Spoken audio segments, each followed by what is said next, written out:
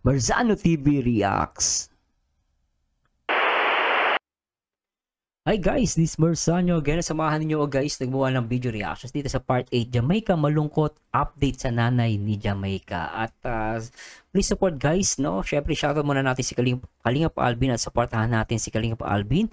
Lalo na dito kay Jamaica guys, talagang ito isa sa mga tinulungan ni Kalingap Alvin na talagang napabilib ako. At napakaganda ng istorya ni Jamaica at sana panoorin nyo guys yung part 1. Anyway, tuloy na natin to at gusto ko lang din malaman ang update dito sa pabahay ni Kalingap Alvin para kay Jamaica. Play natin to guys. Po at makakalipat na sila. Yan, excited ka nang lumipat? Pintura na lang yan. Bintana, bukas lalagyan na yan ng bintana. Oo. Kunti na lang ano. Sobra. Yan po. At ito medyo basa pa naman ito. Oo nga. Ano pa ang gusto mong ano dito gawin sa bahay mo, Ate Jamaica? Matanim po ng magaganda pong halaman kasi po kapag nakikita ko po ang mga halaman, naaalala ko po si mama na kapag kagising ng umaga nagdidilig po. Meron kayo ditong balon ha? Apo. Mahilig pala sila sa halaman ano. At totoo naman yung guys no? Kahit maliit lang yung bahay mo basta may halaman. Ako masaya na ako pag may halaman. Lang natin na ano. Sobra. Palagyan din natin ang harang yan. So, yung mga kalingap dito nakaharap. So, dito daw po ay magkakaroon ng kalsada. Itong lugar na ito ni Jamaica. Ano, lalagyan daw ito ng kalsada. Malapit na ano. Diyan na kasi yung mga ano eh. Pison. Ay, pison. Ano yung tawag doon? Bakho. Ano? Nakikita-kita mo na magiging masaya kayo dito. Ha? Opo, sobra po. Oo. Baka naman makita ko yung kagaya kila Pulungo. Ay, hindi po, promise di po yung magiging ganun. Saka minsan po pag nauwi po ako, bad trip po ako kasi pag nauwi po ako ang kalat sa bahay.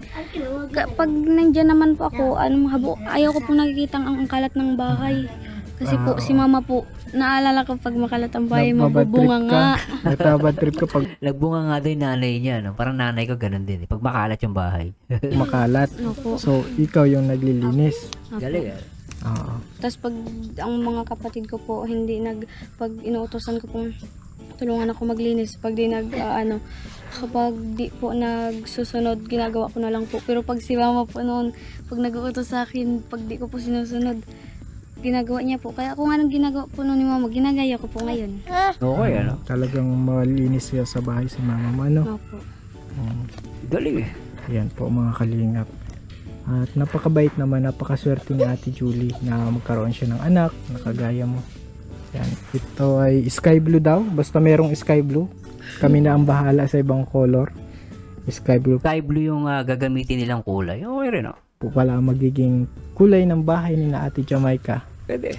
Ano, Umon? Ikaw, Umon? Okay na yun sa'yo? Sky blue? Oo, ito, pumogi ito tumaba ng pisngi. Last time, medyo payat Ate ay. Pula po gusto ko. Ha? Pula? Maglalaban yan. Pula? Gera naman ang pula. Ano gusto mo? Gera o ano? Kapayapaan? Kapayapaan po. Di dapat blue. Blue, oo. Sky blue. Oh. Na lang pula, masakit sa mata yun. Baka suwagin ng baka. Ano? May mga baka pati po dyan. Oo, delikado tayo sa pula. Tumaba siya Last time medyo payat itong batang. Ano? Tumaba Sky blue na lang. Sundin natin ang ate. Sige. Okay lang. Magkinig kay ate. Ito very good naman si Umon. Ano? Opo. Mabait naman. Lagi napasok. Ito lagi napasok. Wala pa po akong Mababait itong mga anak, mga kapatid niya mga maliliit. Lalo yung isa, gusto makita yung dalawang kambal, parang kambal yun Pogi. Nagka-absent lang po ako nung nagsakit po yung ngipin ko. Nung nagmaga po. Edi may absent ka na. Hindi, excuse man po Ay, yun. excuse, hindi yun absent. Namaga-ipin, sakit po. Ang galing naman. Maga. Oo. Ikaw Ate Jamaica, may Higit ng baby na to, kain ng kain, kahit tong part 1, kain ng kain, matakaw. absent ka na ba? Isa pa Kain lang pa rin ng po. kain, no? Hapon po. Hindi po siya pinapasok ng Ang cute-cute, no? Ito ni Lola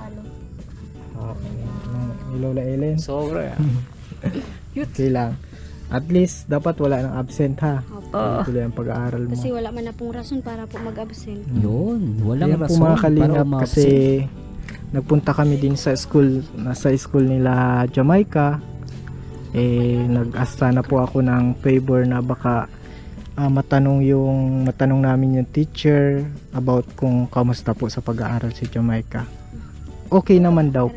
Sap ni ate yung teacher ay si Jamaica po ay very active. Wow. Very active ang ibig sabihin, lagi kang sumasagot ano. Kahit Matalino din siya, ano, lagi sumasagot. na yan, marami kang alaga, Okay, busy ka. Kasi po dati, Mm. nagasabi man po sa akin si ma'am na, sayang ka Jamaica, absent ka ng absent mo, utak-utak ka pa naman. Pero ramdam ko po nun sa sarili ko na, wala man pong napasok sa utak ko. Kasi Siguro po kasi kapag pumapasok ako, diretso paligo na, diretso, walang kape, walang ano po, almusalan kasi wala man po kaming kape, wala din kaming asukal. Tas, Grabe, ano, wala daw siyang almusal. Grabe, ano. noon.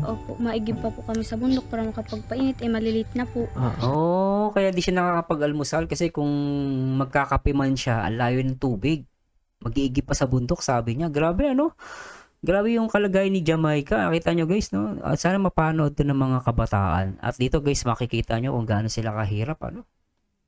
Wala na pong time kaya diretso na po. Tapos yun, ano po, kapag napasok po ako, nadilim po yung paningin ko. Tapos sakit ng, di nakakapokus. Pero ngayon po, nagagatas. Gatas na, may nagkakanin. may kanin. Kompleto na po. So parang ngayon kasi nakakapag-almusal na siya, nakakatulong na sa mood niya at nakakapag-isip na siya at yun nga nagiging lalo siyang active dito sa kanyang pag-aaral. Di ba, nakakatawa guys, no? At laking tulong na ginawa dito ni Kalingap Alvin, no? Galing, ano? Kompleto na. Kaya ngayon magaling na. Lalo nang napagaling kayo, ano? Very good. Malaki po ang improvement ng buhay namin ngayon. Mas malaki na yung improvement ng buhay namin ngayon. Ganda, no? At salamat sa Lord talaga. Oo. Kasi Salamat sa Diyos. lang tayo na matagpuan kayo para matulungan. So, ano lang natin, pahalagahan lang natin kung ano yung natatanggap natin. Pasalamat natin sa Panginoon. Yan. Dapat lagi malinis to ha, yung Kasi yung bahay. Sinusubok, alam ko pong sinusubok pa lang po ako ngayon ni Papa Jesus po. Pinapatikim niya kami ng magandang buhay. Tas kapag di po namin yun pinahalagaan, tas kapag naging mayabang po kami, isang iglap lang po, kaya niya yun bawiin. Yun. At yun ang tama. At ang maganda nung sinabi nun ni Ate Jamaica dun, no? Galing, di ba? Totoo. Agree ako dun. Yan palagi po turo sa akin ni Mama. Kumbaga, binibigay ng Panginoon yung ng blessing yung mga deserving, Bait na bata, ano? Bait. Alam ko naman na papahalagaan mo itong mga blessing na ito. Kagaya ng hindi mo iniwan yung mga kapatid mo. Opo, ikaw di yung po yan kayang iwan. Mahal ko yung mga yan. Grabe, ano? Lalo na ata itong bunso. Opo. Oo. Yung bunso, takaw, kain ng kain. Last time, kumakain niya ng chicken joy, eh. Kain ng kain, eh. Kit-kit, eh, ng taba. At walang sakit, eh. Ang kit, eh. Mahal ka daw ni ate mo. Ang Mahal cute, ka oh. ng ate mo. Kain lang siya, eh. Para si baby boy. Baby boy. Si ate Jamaica, mga kalingap. Talagang Si baby boy lang. nag-aalaga ng totoo sa kanyang mga kapatid, nagpapahalaga at nagmamahal sa kanyang mga kapatid ng todo-todo. Yan, Todo. Jamaica. Umon, musta na? Ha? Okay lang po. Okay lang po. Maganda naman yung bahay niyo, okay man? Sobra po. Sobra Ay, po. sobra. Finish na finish line. Finish line. Finish line. Finish line Basta humble lang tayo. Tama yan. Maging humble. Magpakumbaba. Humble. What? Pahalagahan yung mga biyaya Sobra. na natatanggap. Ate Jamaica. Yan. So, yung mga kalingap at mamaya-maya po mga kalingap ay tatawagan po natin. Tatry natin makontak kausapin si Ate Julie sa kalagayan niya doon sa Saudi. Gusto po din namin na makauwi na siya. Mga kalingap para Saka mas maganda makauwi yung nanay, no? makasama niya na po ang kanyang pamilya na sila Jamaica. Excited na din kayong makita sila mama mo, Saan kayo saan kayo mas excited? Sa bahay or kay mama mo? Parehas po. Parehas. Oo. Kasi talagang at ito din bahay, blessing din ano. Yan po mga kalingap. Tara Ate Jamaica. Mga kalingap ay nabanggit po ni Jamaica na hindi daw niya makontak si mama niya, so kinakabahan po si Jamaica. So ang ginawa ko po that time ay kinumport ko po si Jamaica na okay lang yan at kami naman ay umaaksyon. So ito po kasi yung nangyari mga kalingap. May mga tumutulong po sa atin, mga tumatawag doon sa employer, sa iba't ibang ahensya mga kalingap. So before po mawalan kami ng connection, communication kay Ate Julie ay ihahatid na po si Ate Julie doon sa agency. So sabi naman po ng employer, nung amo ni Ate Julie ay ando na po, nakauwi na sa agency. Nandun na po sa agency si Ma'am Ate Julie. At yun nga po ang problema namin, hindi namin siya makontak. At may mga tumutulong po sa atin, tumatawag doon sa employer, lalong-lalo na sina Ma'am Rowena Rico, si Ma'am Lucita Laksa, ayan po. At syempre kasi Kuya Marlon Bautista, sila po yung mga tumutulong sa atin. So habang ngayon po patuloy kami nagpa-follow up sa OWA about kay Ate Julie, kasi gusto namin ma-assure yung safe, yung safetyness ni Ate Julie hanggang sa makauwi siya dito sa Pilipinas. At ayun po, at abangan po natin mga kalingap yung mga next update natin. Medyo that this moment ay medyo hindi pa kami kontento na nandun siya sa agency. So we need to hear na makausap namin siya, to hear her voice na safe siya. Tama yun, that's sure na makakausap, at talagang kung makakausap, mas reliable na talagang nandun na sa agency. Kasi mahirap mamaya wala pala sa agency, nasa amo pa rin, di ba? Mga kalingap. At ang sabi naman po ng employer daw ay by this Sunday ay sila na mismo yung bibili ng ticket ni Ate Julie pauwi ng Pilipinas. So tayo naman po mga kalingap, hindi nahangad natin na magsama-sama na sila ni Jamaica. Tayo po tutulong tayo sa pang-business nila. So si Ate Julie naman po ay masipag, may alam ito sa negosyo. So titingnan natin yung matutulong natin.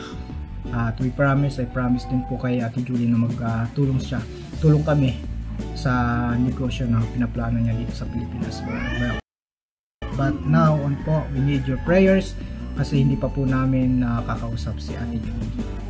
Right this moment. Pero after this, patuloy kaming ko-contact sa agency, sa iba-ibang ahensya mga kalingap. Thank you!